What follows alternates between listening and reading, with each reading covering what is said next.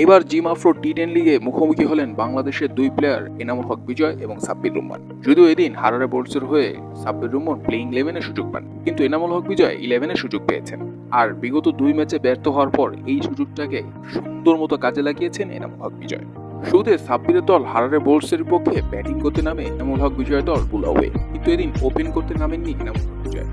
এনামুল হক বিজয় যাকে ওপেনিং করেছেন David Warner. ওয়ানডাউনে নেমেছিলেন এনামুল হক বিজয়, আর ওয়ানডাউনে নেমেই দুর্দান্ত একটা ইনিংস খেলেছেন এনামুল হক বিজয়। টি10-এ যেরকম স্ট্রাইক রেট মেনটেন করে রাখার কথা ঠিক তেমনই স্ট্রাইক রেট মেনটেন করেই খেলে গিয়েছেন এনামুল হক বিজয়। কিন্তু ওই যে বাংলাদেশি ব্যাটসম্যানদের যে পুরনো অভ্যাস ইনিংসটা লম্বা না করতে পারা, চাই সেটা টি20 হোক, চাই সেটা ওয়ানডে হোক, চাই সেটা টেস্ট হোক, চাই সেটা টি10, স্টার্টটা সুন্দর পায় কিন্তু সেটাকে লম্বা করতে পারে না। তো এনামুল হক বিজয় তার ইনিংসটা লম্বা করতে পারে।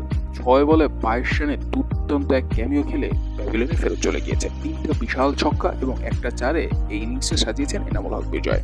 ব্যাট হাতে সফল হলেও বিজয় তার দল জিততে পারে। 10 ওভারে মাত্র 96 রান করে এনামুল হক বিজয়ের দল পুল আউয়ে। আর 97 রানের টার্গেটে ব্যাট করতে নেমে সাব্বিরের দল হারারে বোল্টসের ক্যাপ্টেন দাসুন সানাকার 18 বলে 47 রানে বিস্ফোরক ইনিংসের কারণে মাত্র 7 ওভারে 97 রানের টার্গেটে পৌঁছে যায় হারারে বোল্টস।